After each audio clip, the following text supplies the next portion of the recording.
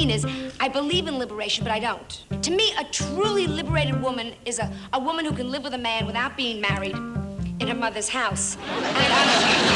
I guess I think the thing that's really interesting to ask about Joan Rivers is, was she doing something that was selfish, in that it was feeding her ego and she desperately wanted attention?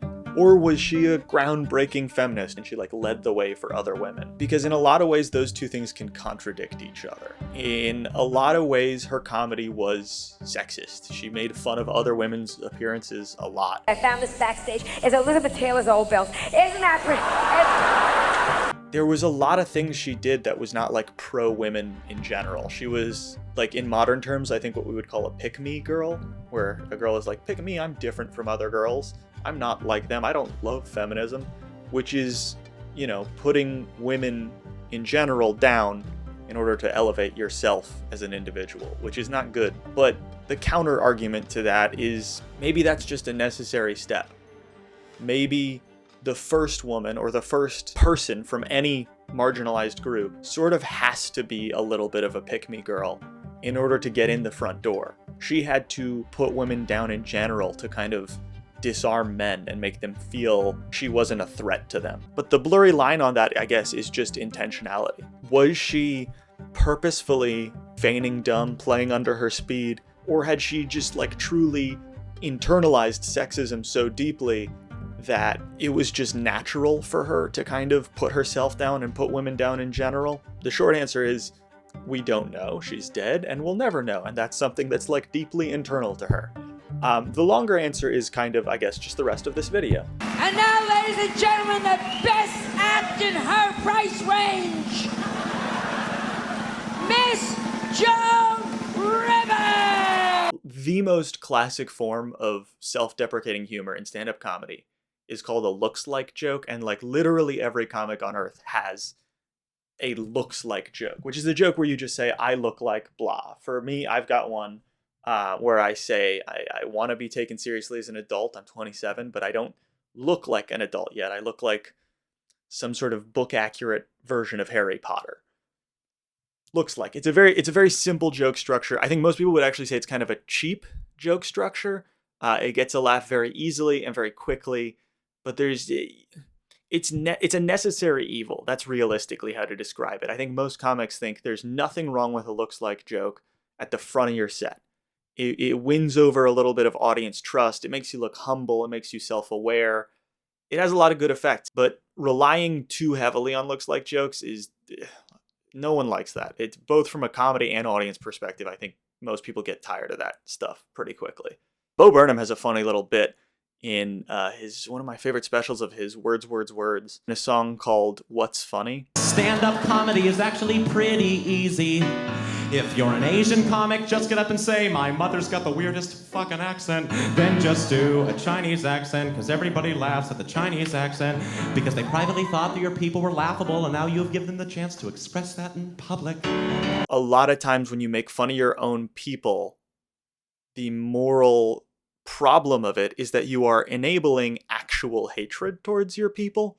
I don't think there's a definitive way to know if you are doing ethical self-deprecation or not.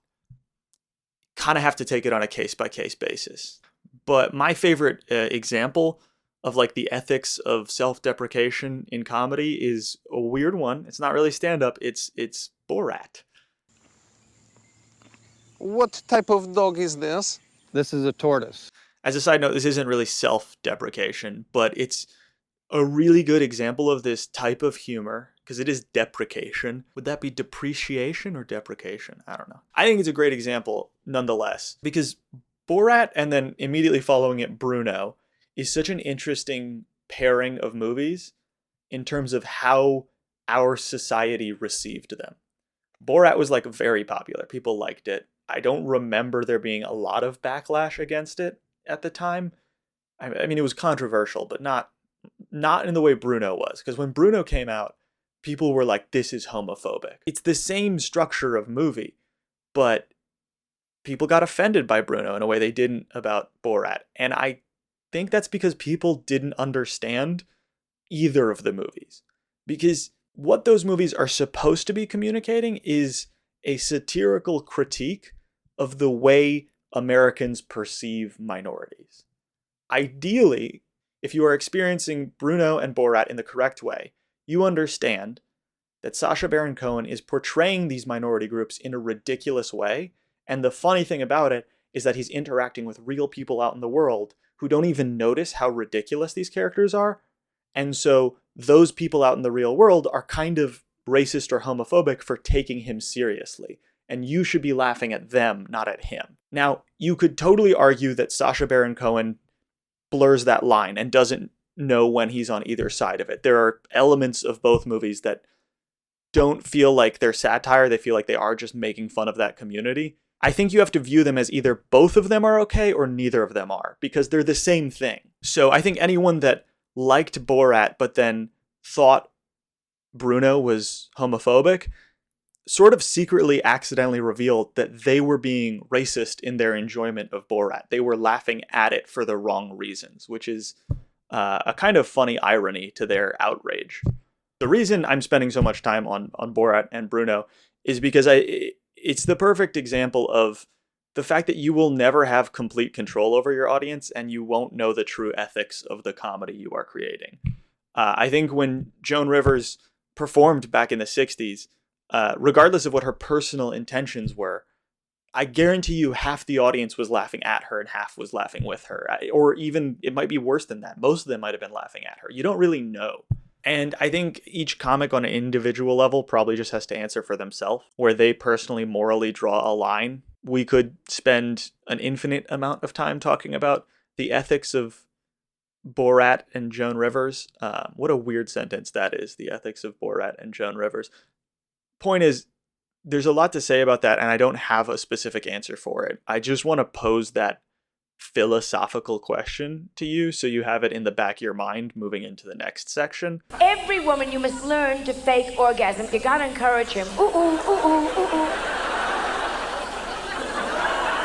Ooh, ooh, ooh, ooh. Ooh, ooh, ooh, ooh. It's something I think we've seen a lot by now in the modern age, jokes about faking orgasms, but it fits with her whole philosophy that her goal is to put men at ease. She doesn't care at all about having an orgasm herself. I mean, probably she does at some level, but her main goal is to be taken care of and to have money and to be okay. And if she needs to fake an orgasm in order to get there, that's a necessary step for her as a woman. She's almost framing faking an orgasm as like an act of rebellion, which is very funny. I think in the modern era, I would say the pendulum has swung the other way, where women would say faking an orgasm is feeding into men's egos, and it's better to just only be honest about what your sexual experience is. The important thing to take away from that is that the same exact concept and action can be feminist in one era and regressive in another, and it's not like one was right and the other was wrong. They were right for the context they existed in. One of my favorite moments from this special she did, where the Queen of England was in the audience. We have mutual birthday, and that's very exciting. Is near the end, there's this bit where she keeps giving people in the audience potted plants as like a thank you, because she's like crowd working them, and she's like, I'm so sorry I harassed you. Here's a potted plant. This is for you, my darling. Yeah, you should take two because of your boobs. Wait, here. She eventually kind of runs out of potted plants, and there's this whole full-sized tree basically in another pot, and she needs to give it to someone, and she falls on the floor dragging it across the stage, and she says, no one help me. Don't bother. Fucking liberation, we did this to ourselves. I think that's hilarious, and I think it's the perfect example of her personal perspective on the feminist movement, which is that to her it seems like feminism was a bit of a burden. It meant that she had to be more independent. She wanted to just be fancy and pretty. I think Joan Rivers, deep down, wanted to be accepted as a beautiful, dumb woman, but she wasn't a beautiful, dumb woman.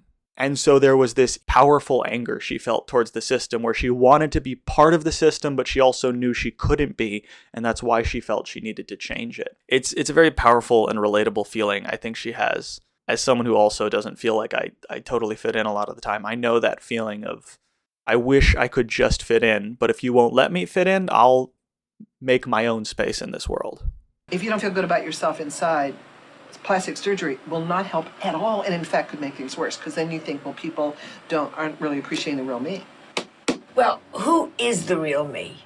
It's so clear that the way she acts on stage is a complicated reimagining of the real person. She is obviously like actually pretty vain in real life, and I don't mean that as an insult. I think she would say it herself. She's got very expensive taste. She's got lots of plastic surgery. She cares about her appearance, and she says it all the time. But she also seems like a very generous and like caring person. Certain relatives that I'm totally supporting, certain friends.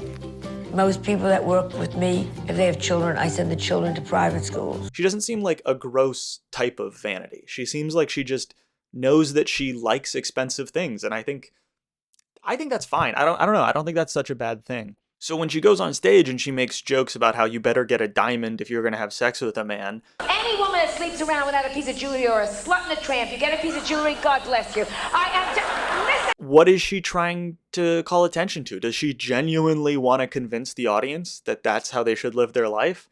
Or does she know that that's like a ridiculous statement and maybe she wants the audience to laugh at her? Possibly the answer is both. Possibly she knows who she is and she knows what she wants.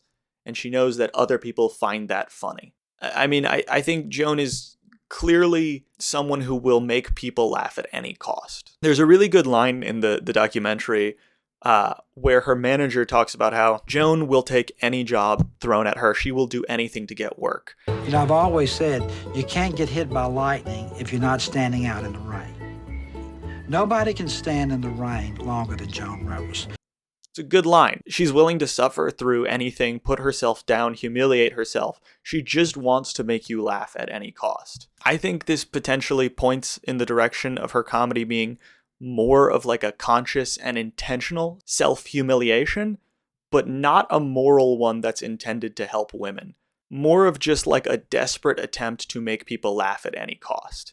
And another element that sort of implies that is later in the movie when she talks about how she kind of never wants to retire and she doesn't want to let the next queen of comedy take over. Oh, sure, turn against the queen.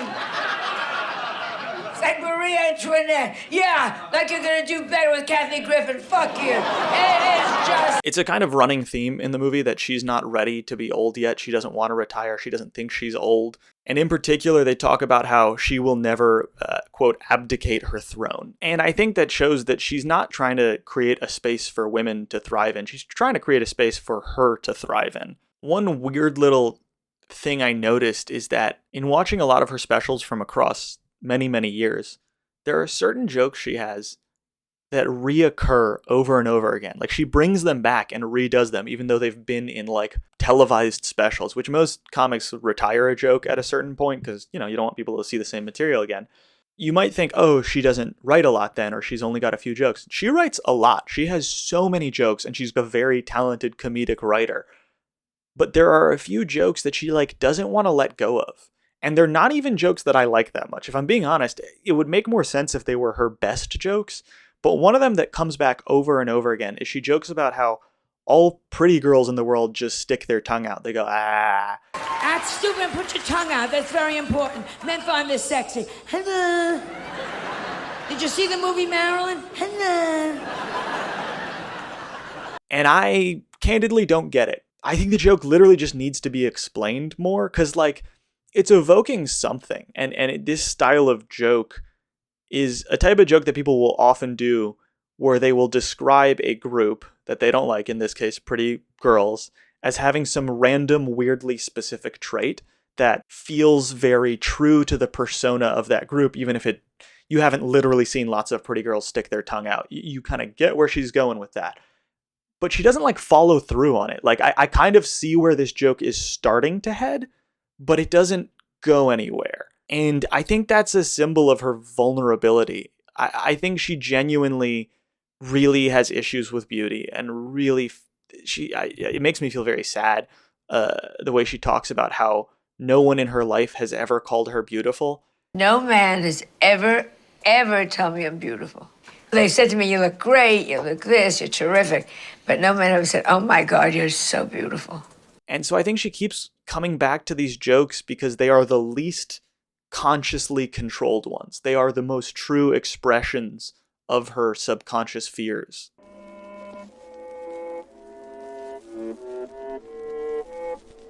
I guess this is where I feel compelled to talk about myself a little bit. Gotta feed my ego too.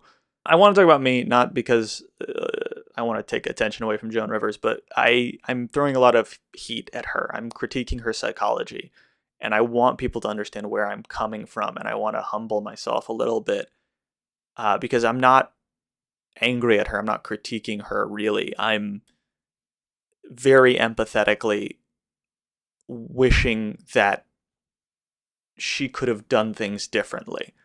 And I know she's a symptom of the times she was in, and the answer to all this is maybe she did what she had to do. But I am someone who has recently found out I probably have autism. I haven't been diagnosed yet. I've got a doctor's appointment actually next month to officially find out. But whether or not I truly have it, I think the more important realization I've had recently is that I hate myself because of it. Or I used to. I don't anymore, I think. I think my whole life I've been afraid that I have autism, and you shouldn't be afraid. There's nothing wrong with having autism. It's a totally fine thing to have.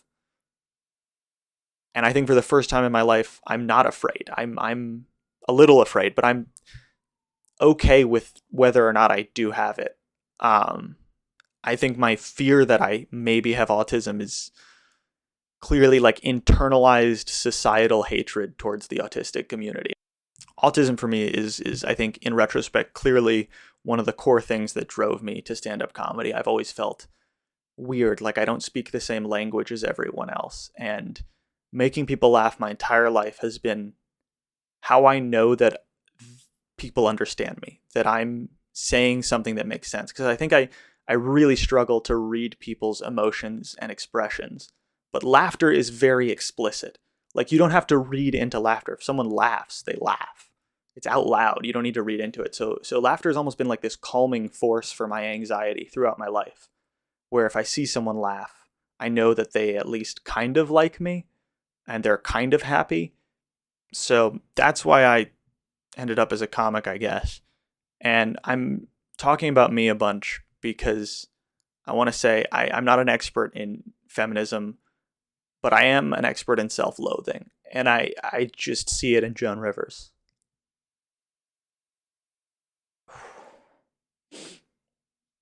Oh man, that's getting to me. I don't know if I'll cut that out, but cried a little.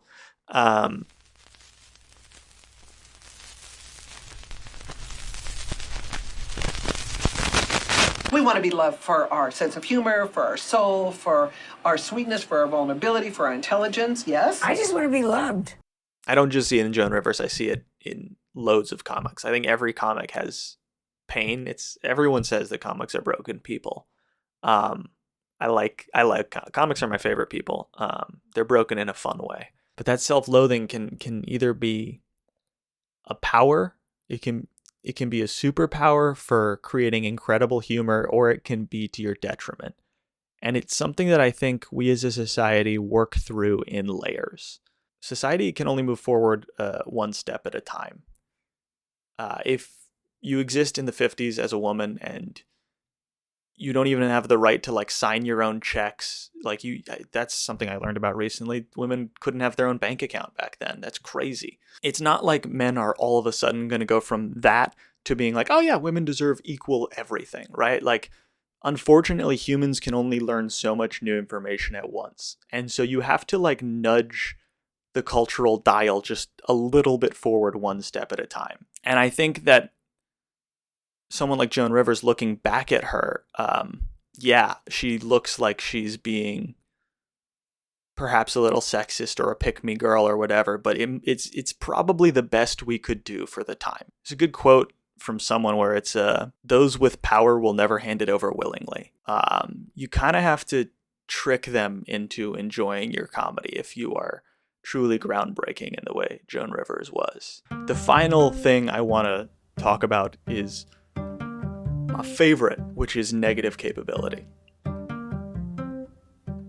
Negative capability is a concept that comes from the poet John Keats. It's basically the idea that art oftentimes means two opposing things at the same time. Art contradicts itself, truth contradicts itself, and that's okay. And your ability to hold two opposing ideas as both true at the same time is the mark of like a great artist.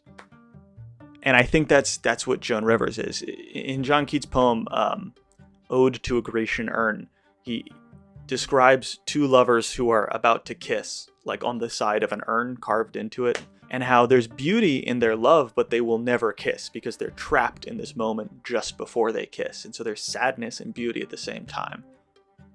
And I think that's Joan Rivers too. That's sadness and beauty at the same exact time. I may be projecting a lot here, but I think that's what's really powerful about Joan Rivers is she has an insecurity to her in the way she performs. There's like a franticness and a desperation to it and a willingness to totally embarrass herself. But that's almost endearing, and I think it takes someone like her to move the dial forward, and then it takes another generation of women comics to move it even further, and one by one we make progress. Point is that Joan Rivers is two things at the same time, both sexist and putting women down, but also a really important, groundbreaking comic and a very talented writer. That is the duality of Joan Rivers. Let me tell you what comedy is about. Go ahead and tell me. Oh, please. You are so stupid. Comedy is to make everybody laugh at everything and deal with things, you idiot. My mother is deaf, you stupid son of a bitch. Don't tell me.